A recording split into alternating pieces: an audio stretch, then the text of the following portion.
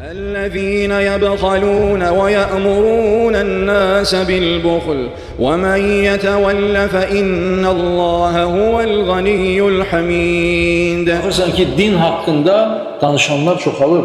Dinin buyurulduqlarını cahillərdən gərək eşitməyəsən. Düşünün ki, İbrahim aleyhisselam öz oğlunu fəda etdi. Bəzən görürsən dil uzadırlar.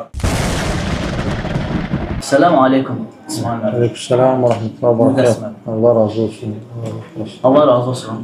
Dəvətimizi qəbul edib gəldik. Necə bilirsiniz, sizi məlum səbəblərdən dəvət etmişik. Həcc və qurban ibadətləri barədə bəzi suallarımız olacaq. Qurban İslam dinindəki əhəmiyyətini necə izah edirsiniz? Bismillahirrahmanirrahim. Elhamdülillahi Rabbil alemin.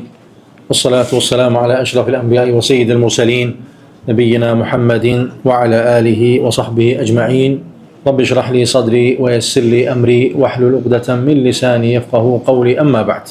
Allah həmd olsun, mühtərəm qardaşlar, gözəl günləri yaşayırıq. Zilhiccə ayının ilk 10 günündəyik. Həcc ərəfəsidir. Həcc ibadətinin bilirsiniz ki, Zilhiccə ayında həcc ibadəti edir müsəlmanlar. Kimin gücü çatır, hansı ki İslamın 5 şərtindən biridir. Allah subhanahu wa ta'ala arzusunda olan bütün müsəlmanlara nəsib etsin.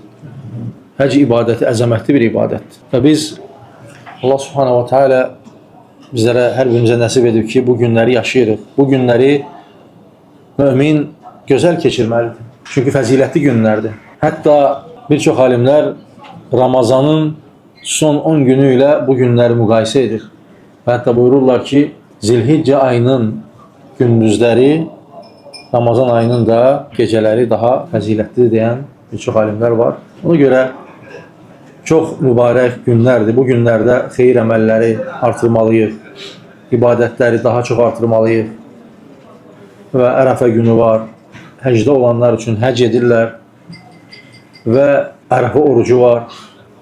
Və gözəl əməlləri artırmaq günləridir. Və qardaşımızın da soruşduğu məsələ çox gözəl məsələdir. Hansı ki, qurban haqqında soruşur. Çünki bu günlərdə bilirik ki, bayram günü yaxınlaşır. Zilhiccənin 10-cu günü hicri təqvimlə qurban bayramı günüdür. Və qurban bayramı günü hər bir müsəlman, gücü çatan hər bir müsəlman Allah üçün qurban kəsir. Bu da fəzilətli bir əməldir. Düzdür, bəzi insanlar görürsən ki, ona müəyyən kölgələr salırlar.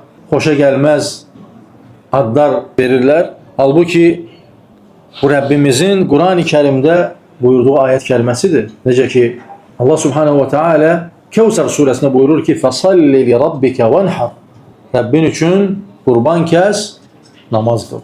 Yəni, qurban kəsmək, qurban bayramında, udhiyyə deyilir, qurban bayramında olur. Və namaz da bayram namazıdır. Ona görə Rəbbimizin əmridir.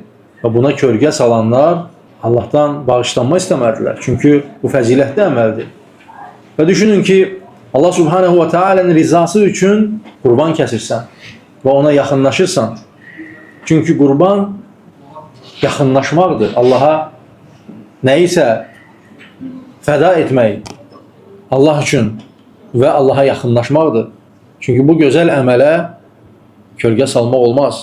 Kimin gücü çatırsa onu etməyə deyərdim ki, ən gözəl əməllərdən birisidir. Düşünün ki, ildə bir dəfə hər bir müsəlman, hər bir mömin imkanı çatan bunu etməlidir. Çünki Allaha yaxınlaşdıran əməllərdəndir. Və İbrahim aleyhisselamın sünnətidir.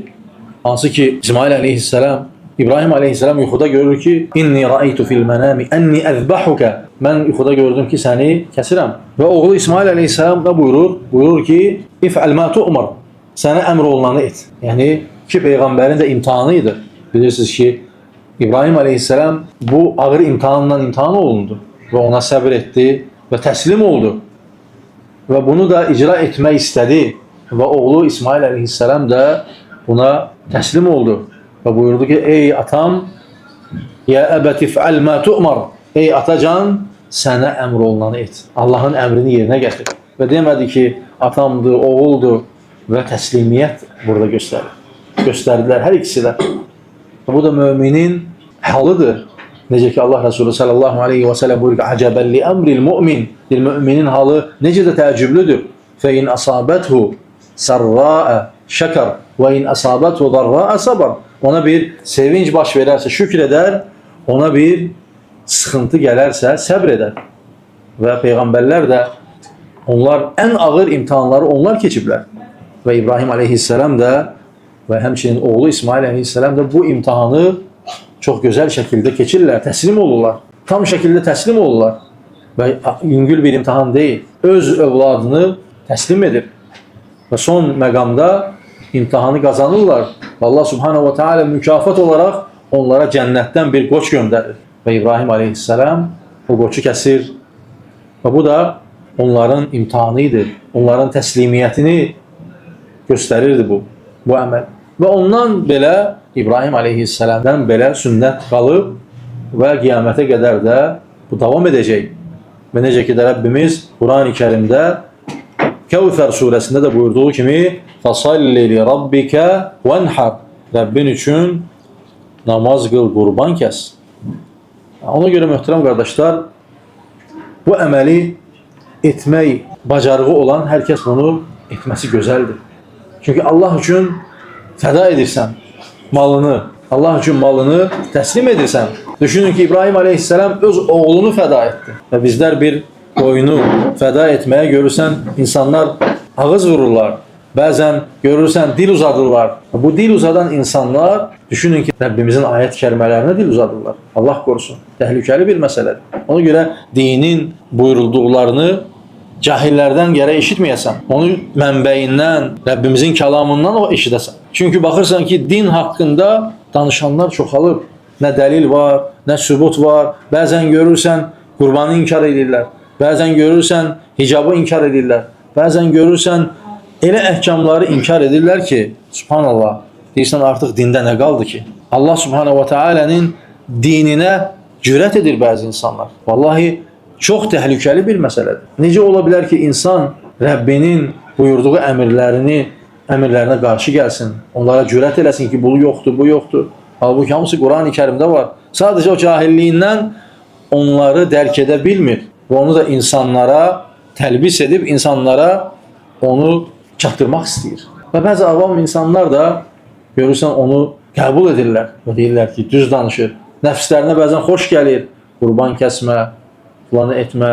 Halbuki bunlar hamısı dəlillə, sübutla, əsasla bunlar hamısı bizlərə çatdırılıb. Kitab və sünnədə. Ona görə diqqətli olmalıyıq, möhtərəm qardaşlar. Təlbis edənlərə uymamalıyıq. Allah qorusun belə insanların şərindən.